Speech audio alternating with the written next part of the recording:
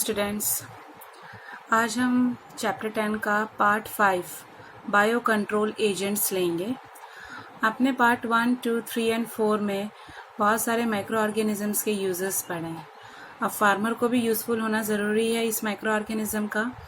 तो अब हम ये पढ़ते हैं कि माइक्रो ऑर्गेनिज्म किस तरह से फार्मर्स को यूज़ होता है और बायो कंट्रोल एजेंट्स में वो कहाँ पे क्या रोल प्ले करता है। तो सबसे पहले है कि बायो कंट्रोल का मीनिंग क्या होता है। हम लोग कोई भी बायोलॉजिकल मेथड यूज़ करते हैं, प्लांट को कोई डिजीज़ ना हो सके या पेस्टिसाइड्स या इंसेक्टिसाइड्स डाल रहे उससे हार्मफुल ना हो सके, तो उसको हम लोग बोलते हैं ये बायो कंट्रोल एजेंट्स। ओके, तो हम लोग उसको बोलेंगे कि जो प्लांट और एनिमल्स को कंट्रोल करता है, it means that it controls the plants and paste diseases. ठीक है, उसके रिलेटेड कोई भी प्लांट में डिजीज होता है तो कंट्रोल करने के लिए हम लोग ये बायो कंट्रोल का यूज़ करते हैं। इसके लिए हम लोग ऑब्वियसली केमिकल्स का ही यूज़ करेंगे, और केमिकल्स क्या है, टॉक्सिक है। इवन प्लांट्स के लिए भी है, ह्यूमंस के लिए भी है, और जो एनिमल्स उनको ले रहे हैं, उन केमिकल्स को ले रहे हैं, तो वो एनिमल्स भी उनसे क्या होगा, इन्फेक्टेड होने ही वाले हैं। ऐसे बहुत सारे बायो कंट्रोल्स हम लोग पढ़ते हैं। कुछ एजेंट्स हैं जो हम लोग पढ़ेंगे कि किस तरह से प्लांट को ख़राब कर रहे हैं या कोई और एनिमल्स उसके ऊपर आ रहे हैं तो वो क्या हो रहा है। तो सबसे पहला एग्जांपल्स हम लोग ले रहे हैं स्टूडेंट्स। सबसे फर्स्ट है लेडी बर्ड। ओके, सब आप लोगों को प्लीज़, मैंने आपको बोला है इस चैप्टर में माइक्रो ऑर्गेनिजम्स और एग्जांपल्स को बहुत अच्छे से याद रखना है। सबसे पहले है दैट इज़ लेडी बर्ड करके है। ये एक तरह का छोटा सा कीड़ा है, बीटल है, ठीक है, जो रेड और ब्लैक कलर के उसके सरफेस, ये सपोज ये लेडी बर्ड है, उसमें रेड कलर और ब्लैक कलर के उसके ऊपर ऐसे मार्किंग्स होते हैं इसके स्किन के ऊपर। ओके, अब ये होना ज़रूरी है प्लांट्स में, ये लेडी बर्ड होना प्लांट्स में ये वाला जो कीड़ा है वो आना ज़रूरी है। क्यों ज़रूरी है? क्योंकि वो प्लांट में एक एम्फाइड्स लगता है, एफाइड्स याद रखना, ठीक है। तो इसको कंट्रोल करने के लिए लेडी बर्ड क्या करेगा, इसको कंट्रोल करेगा, एफाइड्स को। तो क्या हो गया, ये बायो कंट्रोल एजेंट्स हो गए। ये लेडी बर्ड खुद आया और एफाइड्स को खा रहा है, और एफाइड्स क्या कर रहा है, मेरे पूरे प्लांट को खराब कर रहा है।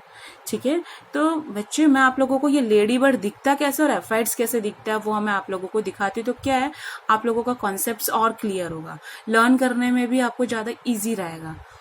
देखो बच्चे, ये दिख रहा है तुम्हें लेडी बर्ड, ये है लेडी बर्ड, ठीक है। देखो मैंने कहा था ना ब्लैक कलर का मार्किंग है, रेड कलर की स्किन है, और ये है एफाइड्स। ये ऐसे प्लांट्स में लग जाते हैं तो लेडी बर्ड इन एफाइड्स को खा जाती है, ये पूरे प्लांट को खराब करता है। तो ये था हमारा first example. Okay, second example आता है ड्रैगन फ्लाइज। ड्रैगन फ्लाइज क्या कर रहा है, ड्रैगन फ्लाइज भी बहुत ही यूजफुल है, क्योंकि कोई भी प्लांट के मॉस्किटोज को वो खा जाता है। ठीक है, तो ड्रैगन फ्लाइज एंड मॉस्किटो, आप लोगों को पता ही है कि ये ड्रैगन फ्लाइज और मॉस्किटोज आप लोगों ने जनरली देखे ही होते हैं। थर्ड एग्जाम्पल आता है वेरी इंपॉर्टेंट, ये तुम्हारे चैप्टर 11 में भी ये कवर करेगा। ये जो माइक्रो ऑर्गेनिज्म मैं बता रही हूँ उसका नाम है बैसिलस। बैसिलस यानी रॉड शेप का बैक्टीरिया, बैसिलस थ्रुंगिनस। देखो जैसे प्रोनाउंस कर रहे वो ये थ्रुंगिनसस, ठीक है। इसको शॉर्ट फॉर्म में हम लोग बीटी भी बोलते हैं। वो एक ऐसा माइक्रोबियल एजेंट्स है जो हेल्प करता है, बायो कंट्रोल एजेंट है जो हेल्प करता है। किसको हेल्प कर रहा है, वो किसको खा जाएगा, वो खाएगा बटरफ्लाई के कैटरपिलर को, बटरफ्लाई के कैटरपिलर्स भी आप लोगों ने देखा होगा, ठीक है। बैसिलस थ्रुंगिनस, ओके, वो किसको कंट्रोल कर रहा है, बटरफ्लाई के कैटरपिलर्स को। इसकी भी इमेजेस मैं आपको दिखा देती हूँ। ये है बैसिलस थ्रुंगिनस और ये है कैटरपिलर, जो बटरफ्लाई का कैटरपिलर आप लोगों ने देखा होगा, ठीक है। अब हम लोग जानते हैं कि बैसिलस थ्रुंगिनस इस बटरफ्लाई के कैटरपिलर को क्या कर रहा है, खा रहा है। तो फार्मर क्या करेगा, ये जो बैक्टीरिया है उसको एक स्मॉल सैचेट्स में, उसको सैचेट्स बोलते हैं, ठीक है। जैसे पाउच होता है, तुमने देखा होगा कोई पान मसाला खाता है तो वो चूना का छोटा सा सैचेट्स रखता है, तो वैसे ये छोटे सैचेट्स होते हैं जिसके अंदर ये बीटी भरा हुआ रहता है, ठीक है। और इसके अंदर छोटे से ऐसे ड्राइड स्पोर्स जैसे होते हैं। अब उसको क्या करेंगे, सैचेट्स को फाड़ेगा फार्मर और बड़े से टम्बलर जो पानी भरा हुआ है उस सैचेट्स को इसमें खाली कर देगा। ओके, अब वही ये स्प्रे बन गया। अब फार्मर क्या करेगा, उसके सारे प्लांट्स में जो उसका जो मेन होगा प्लांट्स फील्ड वगैरह, तो वहां पे ये क्या कर देगा, स्प्रे करना शुरू कर देगा। जैसे ये स्प्रे करता है, ये जो भी प्लांट्स में स्प्रे करना शुरू करता है, तो ये प्लांट के ये जो प्लांट्स में उसने स्प्रे करा है वहां पे इंसेक्ट्स लार्वा, ठीक है, इंसेक्ट्स लार्वा ग्रो होना बंद कर देंगे। क्योंकि ये क्या कर रहा है, ये थ्रुंगिनस किसको खा रहा है, कैटरपिलर्स को ले रहा है। ओके, तो इनको ये क्या करना शुरू कर देगा, इनको खाना शुरू कर देगा। और ध्यान से सुनना बेटा, ध्यान रखना बेटा, ये जो इंसेक्ट्स लार्वा है इन प्लांट्स में कौन लग रहे हैं, इंसेक्ट्स लार्वा लग रहे हैं। अब मैंने इसके ऊपर क्या स्प्रे करा है, बैसिलस थ्रुंगिनस। यही इंसेक्ट्स, ये जो लार्वा है वो क्या करेगा, ये इसके ऊपर जो हमने स्प्रे करा वो उसको खा जाएगा। तो लार्वा के स्टमक के अंदर कौन गया, ये बैसिलस थ्रुंगिनस गया। तो बैसिलस थ्रुंगिनस जैसे इस लार्वा के स्टमक में यानी गट में जाता है, इनके गट में जाता है, तो वो क्या हो जाता है, ये लार्वा स्वेल हो जाता है और स्पॉइल हो जाएगा, यानी फट जाएगा, ये मर जाएगा, किल हो जाएगा। लेकिन ये बात है कि ये जो दूसरे इंसेक्ट्स को हार्म नहीं करेगा, ये लार्वा को ही हार्म करने वाला है। दूसरे इंसेक्ट्स को ये बैसिलस थ्रुंगिनस हार्म नहीं करता है। समझ में आया। सबसे पहले ये क्या है, बैसिलस थ्रुंगिनस फार्मर को सैचेट्स फॉर्म में मिलता है। ये सैचेट्स को मैंने वाटर में डिसॉल्व किया, स्प्रे करा प्लांट्स में। इन प्लांट्स में कौन लगता है, लार्वा। और यही लार्वा जब इन सारे बैसिलस यही लार्वा जब इसको खाएगा, प्लांट को खाएगा, तो ऑब्वियसली बैसिलस थ्रुंगिनस भी उसके स्टमक में, गट में जाने वाला है। तो वो क्या करेगा, लार्वा को स्वेल करेगा and then it spoil the that is the gut portion. और जैसे ये स्पॉइल करना शुरू कर देगा तो ये हार्म हो गया। लेकिन ये बैसिलस थ्रुंगिनस दूसरे इंसेक्ट्स को हार्म नहीं करता है। अब ध्यान से सुनना, एक वर्ड हम यूज करते हैं दैट इज ट्रांसजेनिक। ओके, अब ये जो फील्ड है जिसमें मैंने ये डाला बैसिलस थ्रुंगिनस का स्प्रे किया, तो वैसे प्लांट्स को हम लोग क्या बोल देंगे, that is transgenic plants. Okay, तो वैसे ये जेनेटिक इंजीनियरिंग के में हेल्प करता है। यानी ट्रांसजेनिक प्लांट्स यानी जिसकी कैपेसिटी मैंने बढ़ा दी, कुछ जीन्स को वहां पे डाल के मैंने जिसकी कैपेसिटी बढ़ा दी और वो प्लांट खराब नहीं होने वाला है, अब वो प्रोटेक्टेड है, तो वैसे प्लांट को मैं ट्रांसजेनिक प्लांट्स कहूंगी, जिनका रेजिस्टेंस पावर आ गया है। तो इसको अब हम लोग ये कौन सा फील्ड है, ये जनरली ये कहाँ पे यूज करते हैं, कॉटन के प्लांट्स में, ठीक है, कॉटन के प्लांट्स में यूज करते हैं। तो मैं अब ये वाले फील्ड को क्या बोलूंगी, नाम क्या दे दूंगी, दैट इज बीटी कॉटन। क्योंकि कॉटन के प्लांट्स में बैसिलस थ्रुंगिनस का सबसे मेन रोल है, क्योंकि बैसिलस थ्रुंगिनस की वजह से ही ये लार्वा ग्रो नहीं कर रहा है। समझ में आ गया बेटा। तो पहला था लेडी बर्ड, फिर dragonflies and bacillus thuringiensis. Fourth example आता है,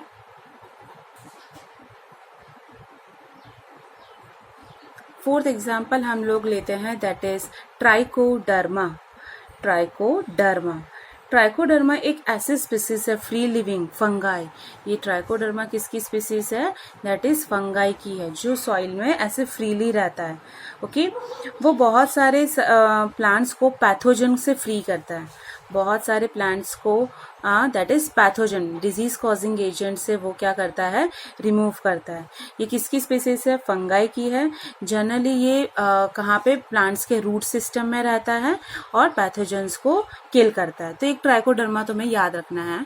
मैं आपको इसका भी इमेज दिखा देती हूँ, ये दिखता कैसे है।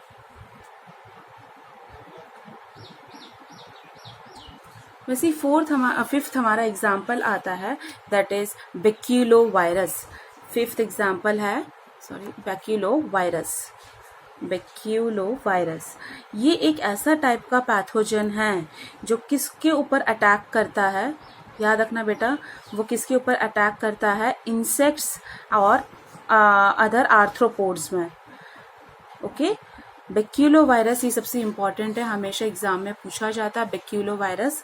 तो वो क्या है, वो एक टाइप का पैथोजन है जो इंसेक्ट और आर्थ्रोपोड्स के ऊपर अटैक करता है। सबसे ज़्यादा मेन एक बैक्यूलो वायरस का नाम है जो सबसे फेमस है, जो बहुत ज़्यादा बायो कंट्रोल एजेंट्स में, जिसका मतलब एक ऐसा जीनस है जो जनरली यूज्ड होता है, उसका नाम है दैट इज निकिलियो पॉलीहेड्रोवायरस। ओके, तो बेटा ये याद रखना, उसको शॉर्ट फॉर्म में हम NPV भी बोलते हैं। ये एक मेन जीनस है बैक्यूलो वायरस का जो जनरली फार्मर यूज्ड करता है। ओके, तो वो बैक्यूलो वायरस लगा देगा फील्ड में, जिससे इंसेक्ट्स और आर्थ्रोपोड्स को आने नहीं देगा और उसके फील्ड को खराब नहीं करेगा। ठीक है, तो अब हम लोग एक बार रिवाइज कर लेते हैं। फर्स्ट था वो हमारा लेडी बर्ड। ठीक है, तो लेडी बर्ड किसको नहीं आने दे रहा है, एम्फाइट्स को नहीं आने दे रहा है। सेकेंड हम लोगों ने ड्रैगन फ्लाइज पढ़ा था जो मॉस्किटोज को नहीं आने दे रहा है। बैसिलस थ्रुंगिनस जो कैटरपिलर्स को ग्रो होने नहीं दे रहा है। ठीक है, फोर्थ है ट्राइकोडर्मा जो प्लांट पैथोजेंस का काम करता है। फिफ्थ है बैक्यूलो वायरस जो इंसेक्ट्स और आर्थ्रोपोडास को ग्रो नहीं होने देता। ओके बेटा, तो ये आज का ये हमारा ये वाला एक टॉपिक था, that is the bio control agents. Okay, अब हमारा नेक्स्ट है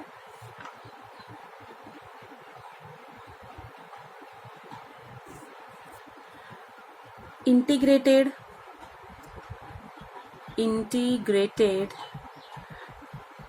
पेस्ट मैनेजमेंट। ओके, इसको हम लोग शॉर्ट फॉर्म में भी बोलते हैं, दैट इज दी IPM। तो इंटीग्रेटेड पेस्ट मैनेजमेंट होता क्या है, नाम से हमें पता लगता है कि पेस्ट का मैनेजमेंट करना। पेस्ट यानी जो हम केमिकल्स छिड़क रहे हैं उस प्लांट्स में, फील्ड में। तो अब मुझे पता है कि बैक्यूलो वायरस बहुत अच्छा है, ट्राइकोडर्मा भी काम कर रहा है, ड्रैगन फ्लाइज कर रहा है, तो मुझे क्या करूँगी, मैं उसे कंजर्व करूँगी, उसको एक अच्छे जगह पे रखूँगी। तो क्या है, फार्मर्स को चाहिए तो वो लेके जा सकते हैं। तो वो एक ऐसा डिज़ायरेबल प्रोसेस है जिसमें हम लोग जो बेनिफिशियल इंसेक्ट्स होते हैं उनको मैं कंजर्व करती हूँ। ओके, और जिससे एक इकोलॉजिकल सेंसिटिव एरियाज में वो हेल्प कर सके मेरे।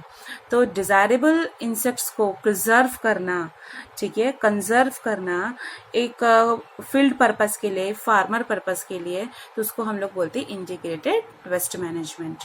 ओके, अब आता है हमारा नेक्स्ट टॉपिक आता है वेरी इंपॉर्टेंट, दैट इज सबसे इंपॉर्टेंट टॉपिक है बेटा ये चैप्टर का। इसको हमेशा पूछा जाता है कि बायो फर्टिलाइजर्स, माइक्रो ऑर्गेनिज्म किस तरह से बायो फर्टिलाइजर्स में हेल्प करते हैं। ओके, बायो फर्टिलाइजर्स यानी फर्टिलाइजर्स तो हम लोगों ने सुना है कि केमिकल्स वाले होते हैं। अब बायो का मीनिंग है कि कुछ हम लोग माइक्रो ऑर्गेनिजम्स के थ्रू ही हम लोग बात कर रहे हैं। तो ऐसे केमिकल फर्टिलाइजर्स का जो हम लोग यूज़ करते हैं उनको कम करना, क्योंकि वो कम क्यों करना है, क्योंकि एनवायरमेंटल पॉल्यूशन सबसे ज़्यादा हो रहा है। तो मैं बायो फर्टिलाइजर्स को लेके आ गई, जिससे ऑर्गेनिजम्स जिसके अंदर बहुत सारा न्यूट्रिएंट है और वो सॉइल को एनरिच करता है, ठीक है, सॉइल की न्यूट्रिशन लेवल को बढ़ाता है। क्योंकि मुझे फर्टिलाइजर्स तो क्या करेगा, शायद सॉइल इरोजन कर सकता है, फ्लड वगैरह आ जाएगा तो पानी में चले जाएगा तो वाटर पॉल्यूशन कर सकता है, एयर पॉल्यूशन भी करता है। तो मैं बायो फर्टिलाइजर्स लेके आ जाती हूँ जिससे जिसके अंदर माइक्रो ऑर्गेनिज्म है, माइक्रो ऑर्गेनिजम्स के अंदर क्या न्यूट्रिएंट है जो मेरे सॉइल के लिए बेटर है। ठीक है, तो बेटा बायो फर्टिलाइजर्स के लिए हम लोग 3 मेनली यूज करते हैं, ये बहुत इंपॉर्टेंट है, याद रखना आप लोग।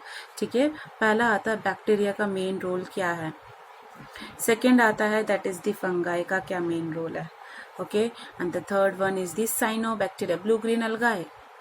ठीक है, तो ये किस तरह से हमारा मेनली फॉलो करता है वो आपको पढ़ना है।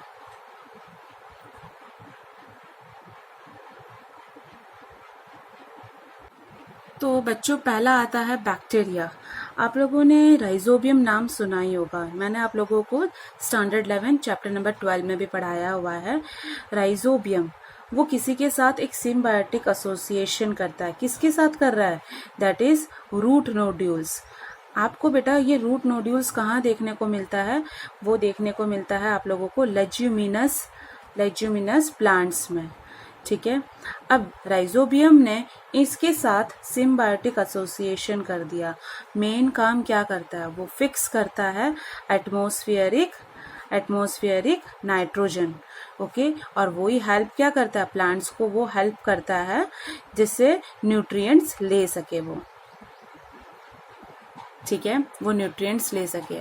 ऐसे बहुत सारे बैक्टीरिया प्रेजेंट है, ऐसे बहुत सारे बैक्टीरिया है जो फ्री लिविंग है, ठीक है बेटा। मैं अभी जो बैक्टीरिया का नाम बोलूंगी वो आप लोगों को याद रखना है, तो वो है दैट इज एजोस्पिरिलम। ये पूरा चैप्टर माइक्रो ऑर्गेनिज्म के नेम से ही है, Azospirillum and Azotobacter, Azospirillum and Azotobacter. तो बेटा मैं आपको ये दिखाती हूँ ये राइजोबियम होता कहाँ पे है। रूट नोड्यूल्स किसको बोलते हैं, ये है रूट नोड्यूल्स, देख रहे हो जो सर्कल सर्कल है वो नोड्यूल्स है, तो ऐसे गुच्छेदार वाले होते हैं सब, तो उनमें हमें देखने को मिलता है, यही नोड्यूल्स के अंदर राइजोबियम बैक्टीरिया हमें देखने को मिलेगा। सेकेंड आता है फंगाई।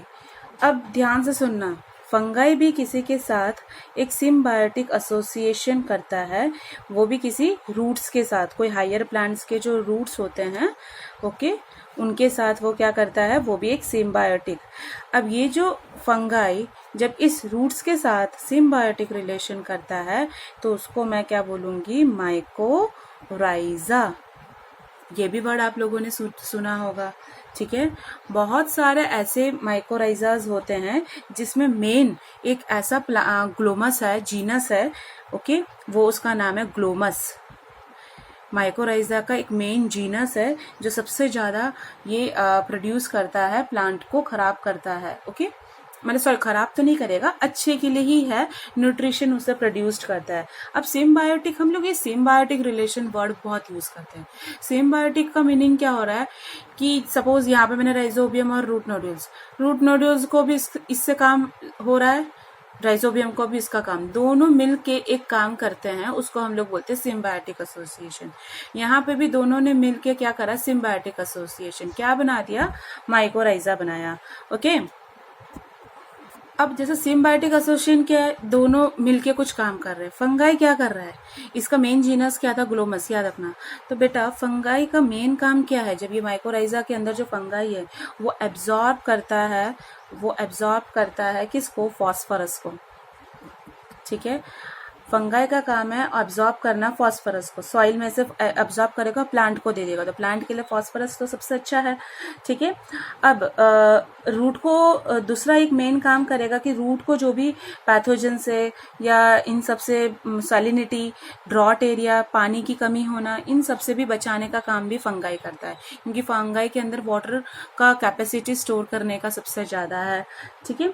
अब फंगाई को ये फॉस्फोरस दे रहा है, तो रूट उसको क्या दे रहा है, रूट उसको क्या देता है बेटा, रूट उसको दे रहा है that is the shelter, root उसको दे रहा है शेल्टर, ओके, शेल्टर भी दे देगा, फूड भी दे रहा है थोड़ा, रूट के अंदर जो दूसरे भी फूड पार्टिकल्स होंगे वो उस फंगाई को दे देगा, तो फूड और शेल्टर देने का काम है रूट को इस फंगाई को, और फंगाई इसको क्या देगा, फॉस्फोरस एब्जॉर्ब्स करके देगा। तो ये हो गया क्या, सिम्बायोटिक हो गया, तो फार्मर के लिए अच्छा है ना, तो ये बायो फर्टिलाइजर्स में यूज कर सकते हैं, ओके। मैं आप लोगों को ये माइकोराइजा का भी दिखाती हूँ डायग्राम कैसा दिखता है, तो आपका कॉन्सेप्ट और क्लियर होगा। इस तरह से देखो, ये इतना बिछा हुआ रहता है, ये रूट के साथ कौन है, ये पूरा फंगाई ने, फंगस ने ग्रो कर रखा है, ठीक है, वही सब एब्जॉर्ब करके इस रूट को देने वाला है। अब थर्ड वन आता है जो फार्मर का फेवरेट है, that is the cyanobacteria. Easily farmer को मिल भी जाता है हर जगह पे, ओके। इसी साइनोबैक्टीरिया के अंदर बहुत सारे ऐसे भी बैक्टीरिया है, लाइक उसका नाम है, आप लोगों ने ये नाम भी पढ़ा था, Anabaena, Nostoc, third one is the Oscillatoria. ये कुछ ऐसे साइनोबैक्टीरिया है कि जनरली फार्मर इनको पैडी फील्ड्स में वो क्या करता है, हेल्प करता है एज अ बायो फर्टिलाइजर। तो बायो फर्टिलाइजर में मेन काम करता है ये एनेबिना, नॉस्टॉक एंड ऑसिलेटोरिया। ये हमेशा फर्टिलिटी को इंक्रीज करने में हेल्प करता है और रिड्यूस करता है अल्केनिटी ऑफ दी सॉइल, यानी सॉइल की बेसिसिटी को भी वो कम करने में हेल्प करता है ये सारे ऑर्गेनिज्म। देखो बेटा मैं साइनोबैक्टीरिया भी दिखाती हूँ, इसको हम लोग क्या बोलते हैं, ब्लू ग्रीन अलगाए, लील बोलते हैं। और तुम लोगों ने देखा होगा कभी आजू बाजू जहाँ पानी में आप लोगों को पूरा लील की तरफ ग्रीनिश कलर पूरा पानी की हो जाता है, तो वैसे उसको बोलते हैं हम साइनोबैक्टीरिया। आपको दिखा रही हूँ ये डायग्राम।